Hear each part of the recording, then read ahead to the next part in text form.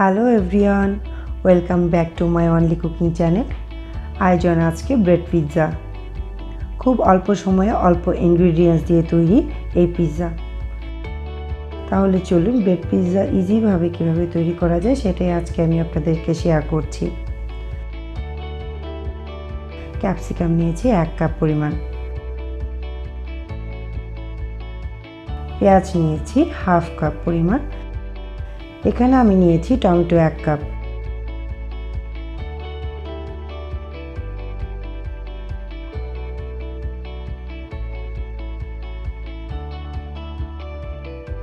আর cheese নিয়েছি 1 cup, 1 চা চামচ মেয়োনিজ ও টমেটো কেচাপ 1 চা চামচ, এই দুটি একসাথে আমি মিশিয়ে নিয়েছি।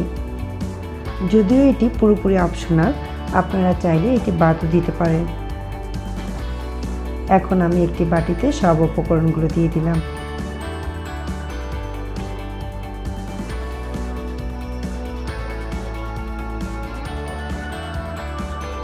এবং সেই সাথে দিয়ে দিলাম 1 চা চামচ মেয়োনিজ এবং দিয়ে দিলাম 2 চা চামচ টমেটো সস।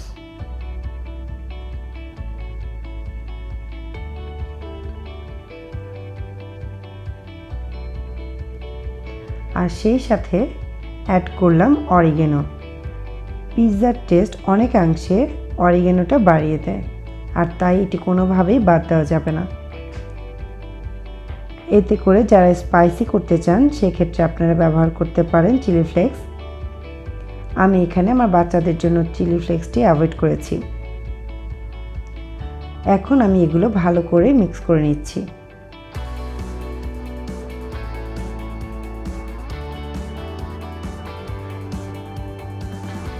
আমি এখানে 4 পিস ব্রেড নিয়েছি।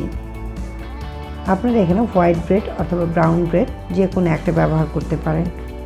আমি এখানে যে পরিমাণ সবজি ব্যবহার করেছি তাতে এখানে 4 পিস পিৎজা হবে। এখন আমি একটি ব্রেড নিয়ে নিলাম, তাতে টমেটো কেচাপ দিয়ে দিলাম,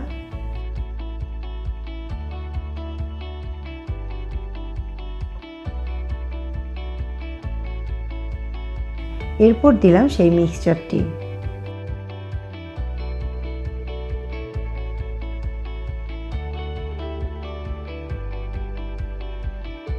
এখানে আমি টমেটো ও মেয়োনিজ যেটা মিলিয়ে রেখেছিলাম আগে, সেটা আমি তার উপরে দিয়ে দিলাম।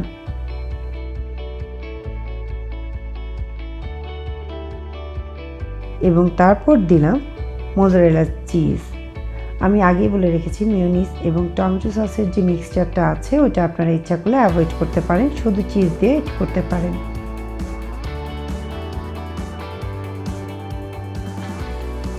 চিজটিকে আমি ভালোভাবে ছড়িয়ে দিচ্ছি। এখন আমি এটিকে দুভাবে আপনাদেরকে করে দেখাবো, একটি ওভেনে করে দেখাবো আর একটি চুলায় করে দেখাবো। আপনাদের সুবিধার জন্য আপনারা যেভাবে চান সেভাবেই করতে পারবেন। আমি একটি ফ্রাই প্যানে হালকা তেল ব্রাশ করে নিলাম। তেলটি একটু গরম হলে পিৎজাটা দিয়ে দিলাম। এখন ঢেকে দিলাম। খুবই অল্প আঁচে আমি দিয়ে দিয়েছি। এখন অপেক্ষা করতে হবে চিজ গলে না যাওয়া পর্যন্ত।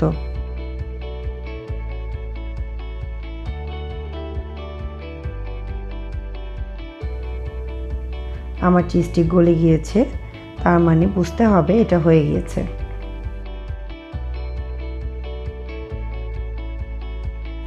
আমি এখন এটিকে নামিয়ে নিলাম। হয়ে গেল আমার চুলায় তৈরি পিৎজা।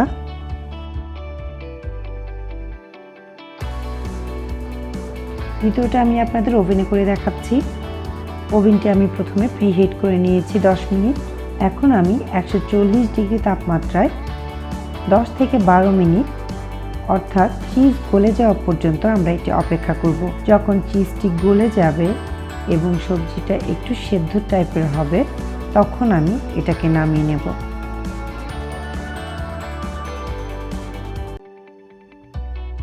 আমার পিৎজাটা হয়ে গেছে, আমি এখন এটিকে বের করে ফেলবো। তো হয়ে গেল আমার মজাদার ঝটপট রেসিপি ব্রেড পিৎজা। এটি সকালের নাস্তায় বা বাচ্চাদের টিফিনের জন্য খুবই উপযোগী। ভালো লেগে থাকলে আশা করছি লাইক, কমেন্ট এবং শেয়ার দিতে ভুলবেন না।